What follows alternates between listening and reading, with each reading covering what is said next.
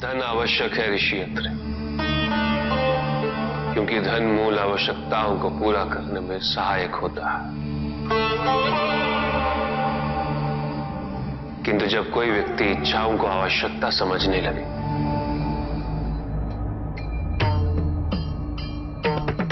तो धन कितना ही क्यों ना पर्याप्त नहीं होता, क्योंकि इच्छाएं अंतहीन है। इसलिए मनुष्य कभी ना समाप्त होने वाली इच्छाओं की पूर्ति हेतु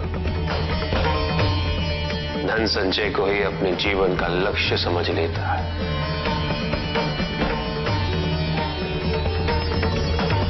वो लोभी बन जाता है।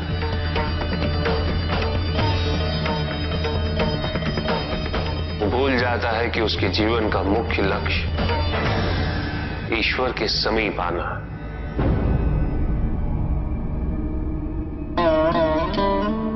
ऐसे लोभी व्यक्तियों को अपनी मृत्यु के समय भी यही दुख रहता है कि उन्होंने क्या कुछ नहीं पाया, क्या शेष रह गया। ऐसे समय में वो एक क्षण के लिए भी ईश्वर का स्मरण नहीं करते।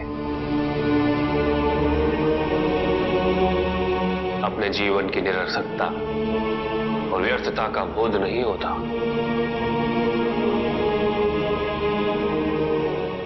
करना चाहिए। धन चाहे कितना भी हो ऋषि अत्रि, मूल आवश्यकताएं तो केवल उतनी ही। तन ढकने के लिए वस्त्र, पेट भरने के लिए आहार और शरण के लिए भवन। इन आवश्यकताओं के पूर्ण होने के पश्चात जो भी है वो इच्छा है।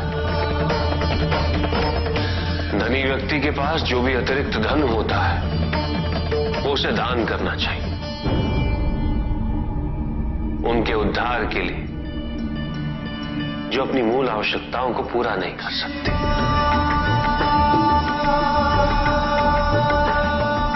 ऐसा करने से संसार में समानता होगी, द्वेष नहीं होगा,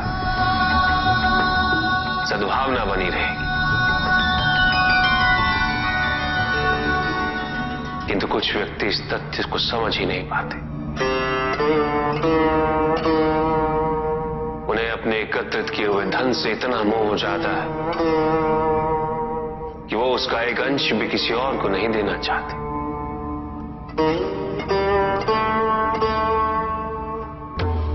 ऐसे व्यक्तियों की सूची में सर्वप्रथम स्थान कुबेर का है।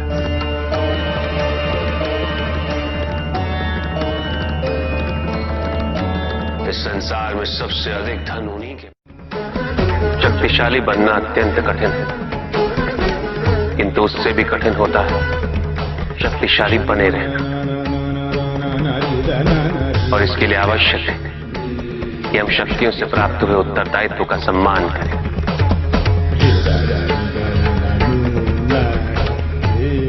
अन्यथा हम स्वयं पर निरंतर खो देते हैं और ये हमारे पतन का कारण बनता है।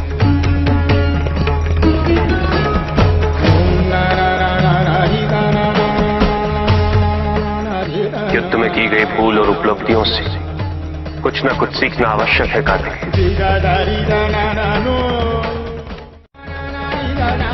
बुराई और अच्छाई के मध्य ये युद्ध निरंतर चलता रहेगा। आज एक अध्याय समाप्त हुआ है, कल दूसरा अध्याय आरंभ होगा।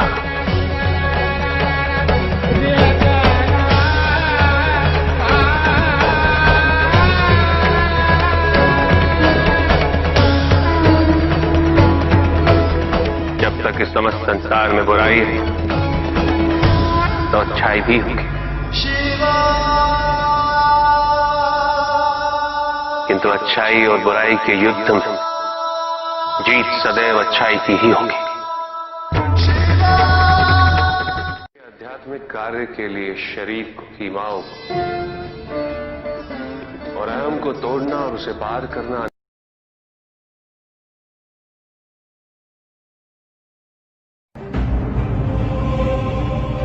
मेरा अपराध क्या है प्रभु? तुम्हारा अपराध था एक त्रिदेव को दूसरे से बड़ा समझना, उनमें भेद करना, उनमें तुलना करना।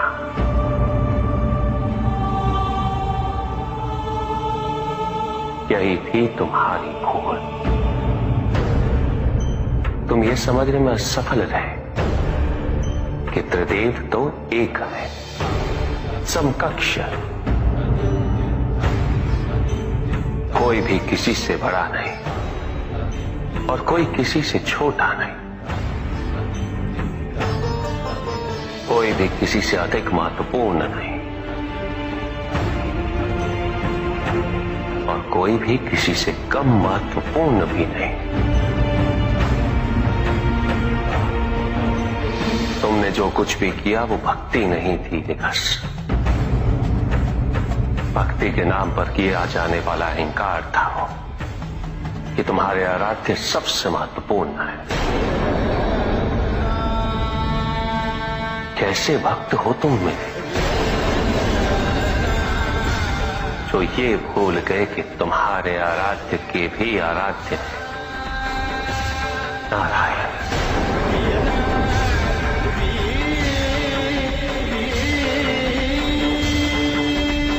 भक्त यदि सच्चा तो उसके पास अपने आराध्य को पाने के अतिरिक्त ये सोचने का समय ही कहां होता है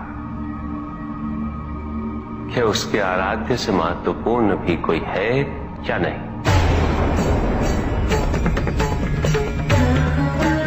वो तो प्रतिपल अपना ध्यान केवल अपने आराध्य पर ही स्थिर रखता है,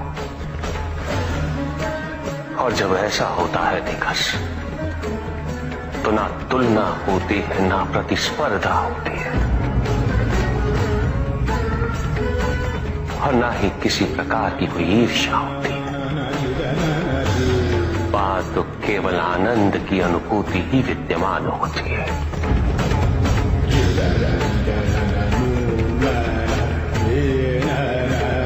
यदि तुम ये सोचते हो कि यह समस्त संसार केवल मुझसे है, तो तुम्हें इस संसार के प्रत्येक स्वरूप से प्रेम होना चाहिए था। तुम्हें इसके कण कण में मेरी अनुभूति होनी चाहिए थी। तब भी किसी प्रकार का भेदभाव तुम्हारे मन में उत्पन्न नहीं होता। किंतु तुमने ये प्रमाणित कर दिया निकास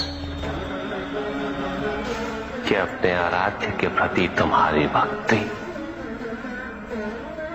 वो भी अधूरी थी, अपूर्ण थी।